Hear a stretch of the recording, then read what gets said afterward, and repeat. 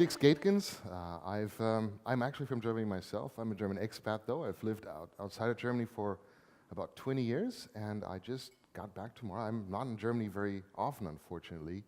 And as everyone who is also German, who lives outside, knows that the first thing you're really looking for as you get to the airport is, where can I get some German bread? Because this is the one thing, you know, apart from the cars, of course, and apart from the beer, that every German expat absolutely looks forward to. Apart from being, of course, at this conference. Too bad they don't have a piano, otherwise I could have played you something. So, I do identity and access management. I used to be more hands-on. Nowadays, I don't really do much work anymore. I just comment on other people working, which is what we analysts do, and we kind of try to see where the trends are. We see what people are struggling with, and then we try to sound smart about talking about all of these things. And I'm going to try to start telling you why consumer identity and access management is actually so important for the digital transformation. And let's just get one thing out of the way. You know, digital, I used to talk about digital when I was talking about hi-fi systems in the 90s. So I actually don't know why we're still using the same word right now as we're talking about technology. But as we define it as Gartner, digital really means the fusion and, you know, the fusion of the physical and the logical worlds to really come up with new business patterns, with new business paradigms. So there really has to be a physical angle to it. And that is, of course, important because as we're talking about security, we're no longer just talking about consequences that deal with data, but that everything can actually have a consequence in the physical world, which means that now physical safety is something that is really founded in IT security as well, that IT security people have to think about physical safety as well, which, by the way, is a challenge in German. There's really just one word, which means both security and safety, which is Sicherheit. They have the same issue in Spanish or in Portuguese, which is seguridad or seguridad. But in many languages, there are two different words for security and safety. French, for example, we have sécurité and sûreté. So whenever we talk about security or physical safety in German, that is, it's up to the context. But they really are two different concepts that are now emerging with all the digitalization. So without any further ado, let me just kind of jump right in. I'm going to be talking a lot about customer identity and access management, why this is important, and why this really enables the digital customer journey. And we're not just going to talk about retail here, but we're going to look at why customer identity and access management is, you know, the ultimate marketing technology and the ultimate marketing tool. And we're going to take a look at some of the features of customer identity and access management and why it's so different from enterprise identity and access management, as well as some architectural considerations.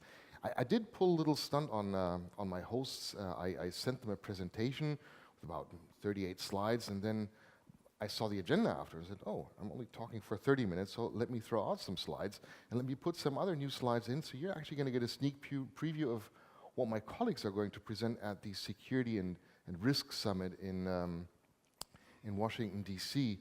in 2 weeks, and they would probably kill me if they know that I had inserted these slides here. But you're going to get a preview, and I'll point those out afterwards. So let's take a quick look at why customer identity and access management is so important, why it is the ultimate marketing tool, and what it really consists of. So the most important thing really about customer identity and access management is the customer experience. It really is all about the customer experience because that will make or break your customer relationship. A large part about this is as well about privacy and compliance. And I'll talk just a little bit about that later. And of course, all of this is funded and all of this has a big base within security because as the customer, as the focus is on the individual rather than on the company, because we are managing identities of a lot of individuals, we have to safeguard the information that they give to us, which means that therefore everything has to have its foundation in keeping that information safe. So if we look at the customer experience, there are several aspects of it. Registration is the first step of turning someone who we don't know yet into somebody who we know, and converting that customer from just some anonymous access to actually a known entity. And afterwards, we try to identify that customer. We give that customer the option to manage their profile, to manage their preferences, and we act according to those preferences. And then afterwards, we try to retain that customer by engaging with that customer, by trying to see what they prefer, how they prefer to interact with us, and of course also we use that for our marketing purposes, assuming that the customer has given the consent to do that. Now, in terms of privacy, it's getting more and more complex out there, and it is getting more stringent out there, which is also a good thing, at least here in Europe, not so much in the US. I'm actually quite concerned at what is happening with privacy regulation in the US, or rather the lack of privacy regulation, and what is happening out there. The good news perhaps about that is that this gives a real opportunity for organizations outside of the US to gain money, to make money out of US customers that value their privacy, and to actually differentiate themselves, to be better than what you would actually, better than the minimum standards that you would actually have to achieve. Security. I'm not going to go and talk too much about this, but what's most important for customer identity management really goes across these three different angles. Identifying a user properly, protecting the data that we have about that particular user, and then of course also to identify and to prevent as much as we can fraud from happening. And they are really going totally against each other, these types of concepts. We try to make the customer journey as comfortable as possible, but we also have to prevent fraud. So that means that we may sometimes have to do something that goes against the user's interests, or something that just takes them off. Whenever we need them to prove something about themselves, or whenever we need to interrupt them in order to ask them for some information to make sure that they really are, we kind of interrupt the slide of happiness that the user may be in, and this is something that we have to be very careful about, to balance our need to detect and prevent fraud with giving the perfect user experience to our customers. Let's take a look at some of the features over here.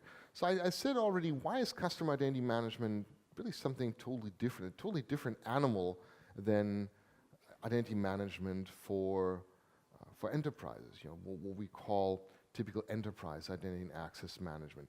And the big differentiators over here are really scale, focus, and data. The scale obviously is, even if you're in a big company, you might have tens of thousands, maybe hundreds of thousands of identities, but with consumer identity access management, it's massive. It goes into the millions potentially, right? Also, you don't necessarily have everybody logging in every day. You might have people that log in just every once in a while when they are buying something or when they're consuming your types of services. But the scale is massive.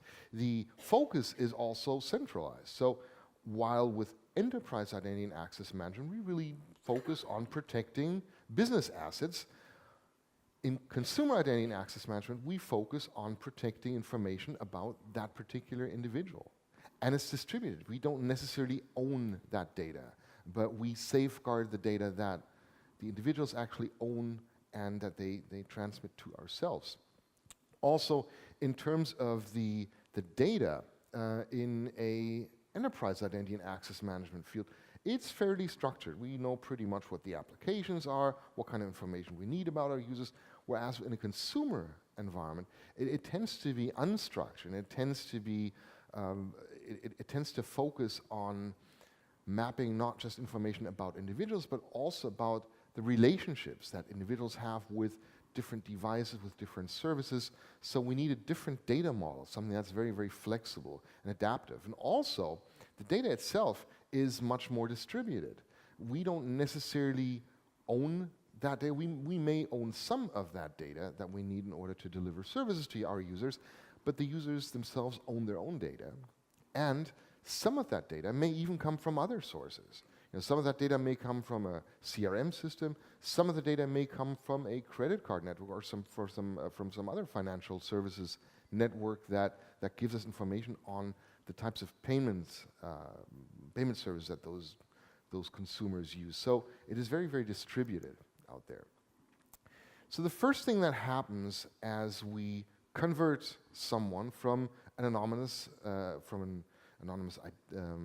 entity to a known user is the registration service. That's a key step, and that's already where we can really screw up the identity and access management and the user experience by just making it really, really difficult. It's a golden opportunity for us to collect some data, but we shouldn't overdo it, because we have to realize that the value of whatever we're proposing to the customer may not be perceived to be high enough really to bother by filling out a long type of form. So if we get this one right, we lay the foundation for a wonderful journey with that customer, turning into a repeat customer, and by starting to have a relationship with that customer. But if we get it wrong, we can easily get abandoned failings. So the best thing to do over here is really to start with the first step, to have some kind of light registration, meaning the absolute minimum of what is really required in order to turn that person from an anonymous entity to someone that we know. So what do we really want to know? We may just want to know, how can we contact you? And what would you like to be called? Never mind your address, never mind any kind of specific identity verification. That'll all come later as you're going to do your first purchase with us. But for the time being, what should we call you? Should we call you Jack? Should we call you Susan? In my case, you can call me Felix, or you can call me something else. That's fine too. I don't really mind. But the real message here is that we should try to be very, very light touch on this. This is where social media integration will also help. And as we use social media integration, the important part over here is that we really don't want to overdo it. I remember the first, when this became cool, logging in with Facebook. And by the way, I only use Facebook to log in. I never share anything. I actually care about my privacy. You probably don't, but I really just use it for logging in. And very often, it's convenient. You say, okay, well, thank you so much for logging in. And by the way, can we have all of your friends list, and can we have your preferences, and can we have the name of your friend? I'm like, why would you want to know that? I just want to access the Wi-Fi. Why do you need to know my friends list? So don't be creepy. That really turns off a lot of people. What do you need to know? Maybe your public profile, maybe your name, maybe your email address. That really should be it for the first step. Wait for them to make the next move before you clobber them and want even more data. Once we've registered, eventually we want to convert that person to a known entity where we are able to sell them something. If we sell them something, we may need to know their address. If we're not going to ship them something, why do we need to know their address, right? There really isn't any kind of need. And it's not really something that we can use in a lot of cases anyway, because addresses change, right? And people aren't going to update their address unless they have something in return for that, right? So try to make it as simple and as painless as possible. Only ask for the minimum type of information that you need. You can ask for more data afterwards, right? But ask them to volunteer it. One way to volunteer it is to give them something for free. I don't know who told me that, but someone told me this joke about the average German customer, which I think is actually quite true, is that they're absolutely paranoid about their private information, and they won't give you anything unless you offer them something meaningless for free, and then they'll give you everything you want.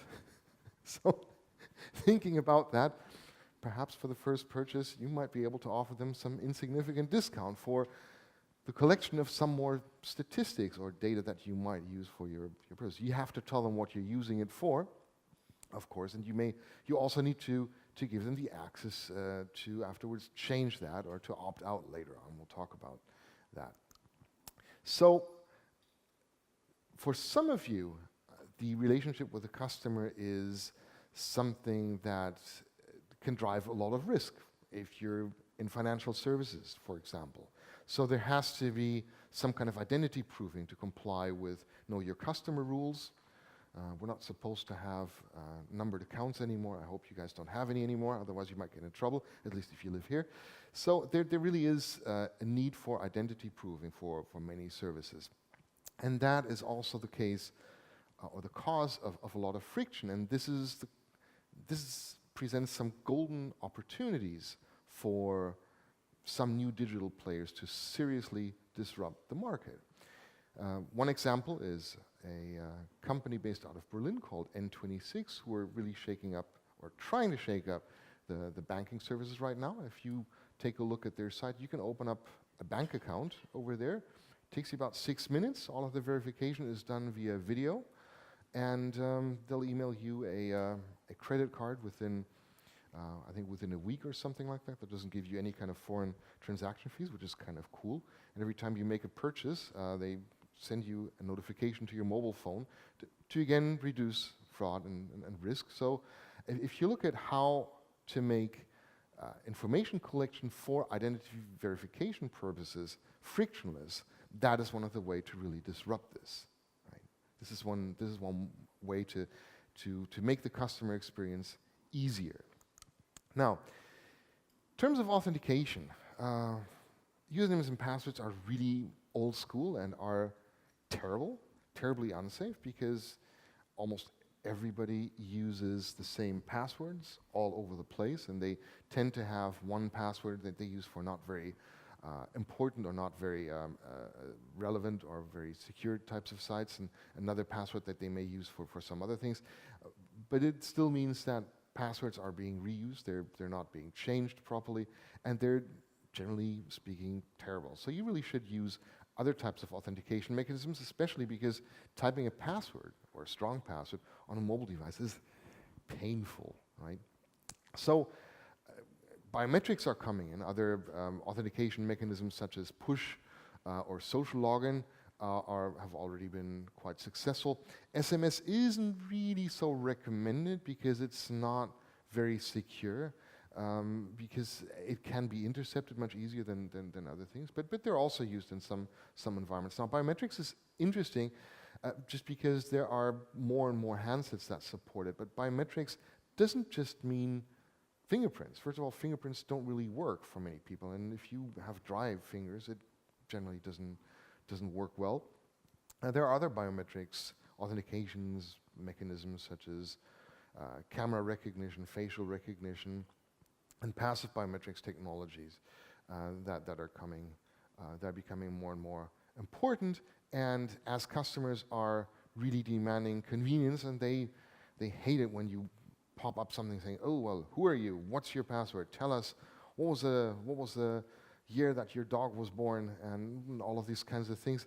So they try to make it, you need to make it as seamless as possible. And that's also where some of the authentication methods that are used heavily in consumer identity and access management are now bleeding into enterprise identity and access management. Single sign-on is another important one to mention over there. This is not just social media login, but it's also when you as a brand have multiple, or when you as a holding company have multiple brands, right? And single sign-on is not just important because it gives you the flexibility of logging on once and then accessing many different sites at the same time, but also because it gives you the ability to do a single logout, meaning that once your session disappears, you're really logged out everywhere. So there are several standards that are prevalent within single sign-on. SAML was the classical one that kind of came to fruition with enterprise identity and access management. Nowadays, it's OAuth and OpenID Connect, specifically in the mobile world. And pretty much every consumer IAM solution uses these types of standards. This is one of those slides that I shouldn't even be showing yet because they're still in peer review and they have never been presented before. So don't tell anyone, but I'll probably just get slapped a little bit around. Don't worry about it. So the big piece over here is, why are so many of us ticking off our customers on a permanent basis? And what is the consequence of that? The consequence of that is that we're losing business. I'll just let you take this in for a little bit. So the biggest issues regarding fraud for most companies are fake account creation and account takeover. And yes, that is a real problem, and especially that is a real problem if you're a bank. Account takeover is never good, right? So you obviously need to protect yourself and your consumers from these types of fraud. But at the same time, whenever we're interrupting people, or when we're asking them to carry around all these types of hard tokens wherever they go in order to access their bank account, we're making their lives more difficult, and they're looking for solutions that actually make their lives easier for them, right?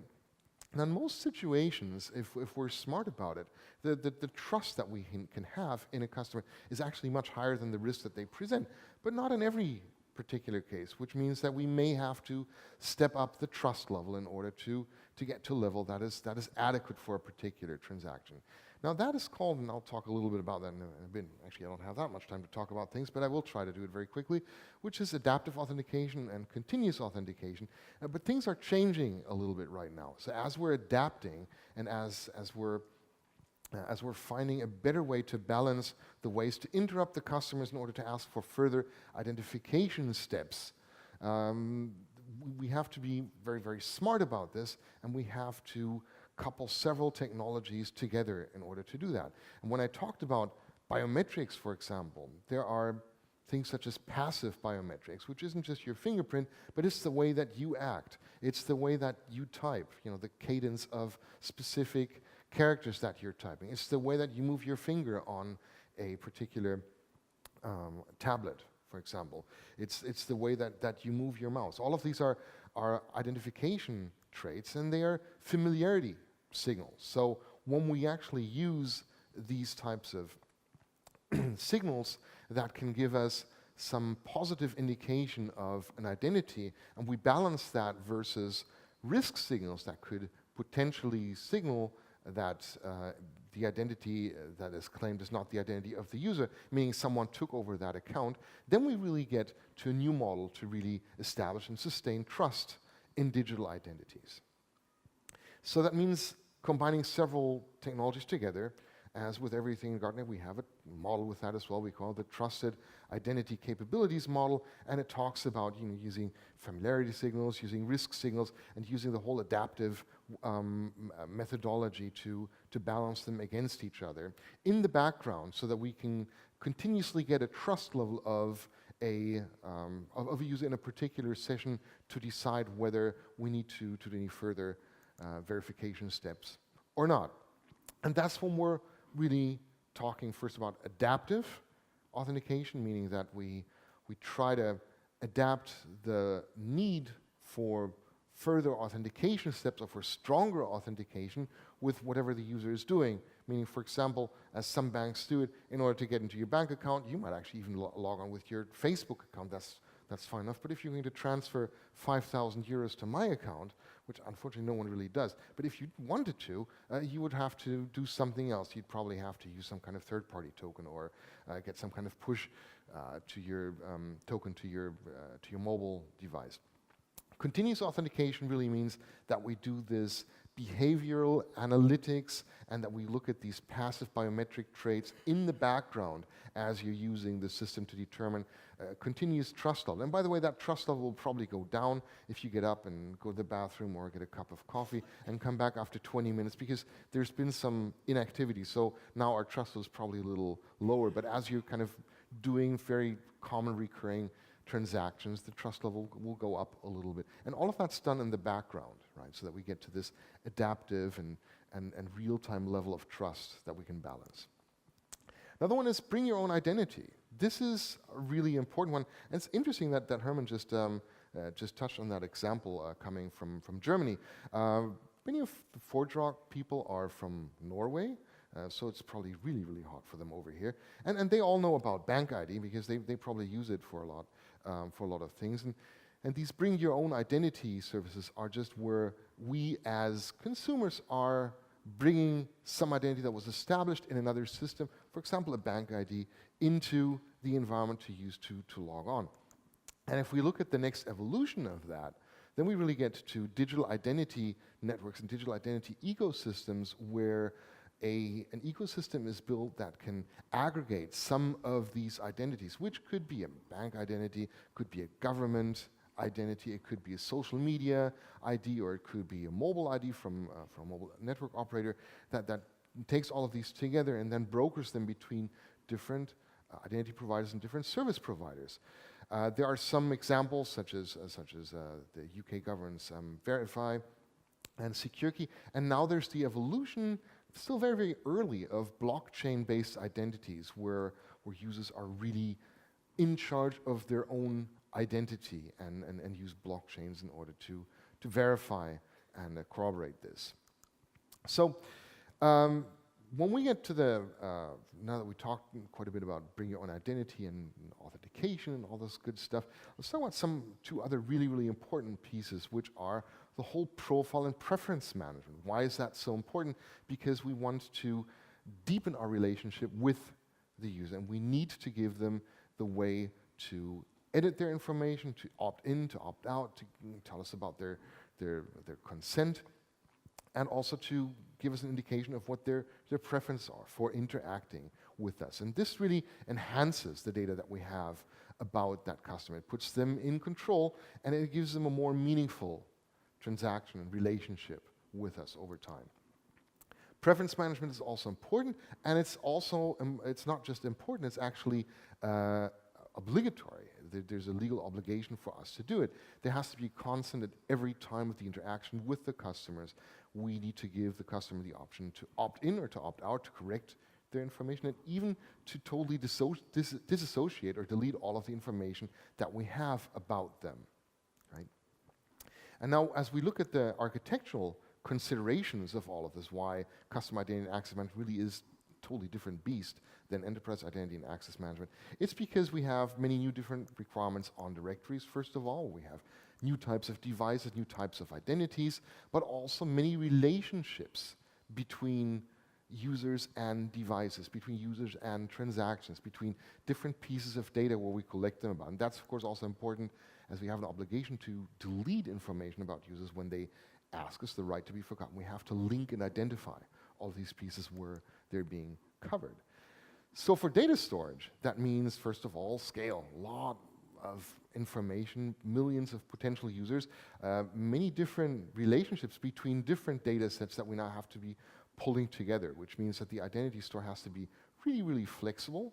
And I'm an old LDAP directory kind of guy. I used to think that was really, really cool in the late 90s. And it's just that this hierarchical model for data within LDAP directories doesn't really scale very well to the newer requirements for customer identity and access management. We see that most customers are really going more in the direction of using, for example, graph databases in order to keep all of the customer information and being able to pull all of that information together. The other one is that many customer identity and access management solutions are also API driven, which means that as you're selecting and choosing a solution, you need to understand whether you're buying a solution that's more focused on the business or more focused on the developers or both. But APIs will give you a lot of flexibility for integration, and it will give you more agility in your processes. Then there's the whole Internet of Things angle as well. We talked about relationships, the relationship between people and things acting on behalf of them. We have all of this digital trust angle where we need to manage trust between devices acting on a user's behalf in certain circumstances. And of course, all of that has to be managed, meaning that we have to manage all of these digital relationships between different services people and the devices that they may be using. And last but not least, let's talk about master data management and integration with CRM systems and the like, because with classical identity and access management, we owned most of the data about the individuals. Now, with consumer and customer identity and access management, it's really important to see what part of that information really comes from the classical CRM world and to define the data flows, who's responsible and how do we exchange that data. So, I'm almost, I also overshot for a few minutes, but we analysts tend to talk a little too much.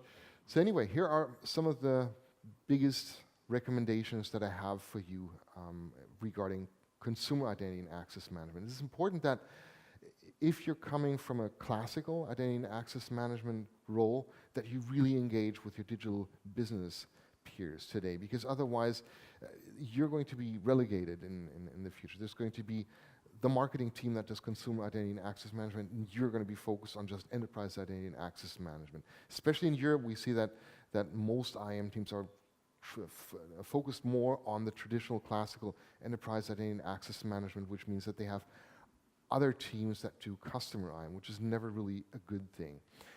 As you're building your solution, customer experience is the big one thing to focus on that really drives most things. Privacy is an important aspect of that, and of course security, but it all has to be validated and balanced with the customer experience. And also, put end users in the driver's seat with consent management. You have an obligation to do it next year, so do it already right now. And when you think about authentication, think about push authentication, think about biometric authentication, not just fingerprint, and look at ways of doing passive authentication and familiarity signals so that you can actually raise the trust level of a particular interaction and transaction without having to annoy the user all of the time. And with this, let me hand over the guitar to our next speaker. Thank you very much.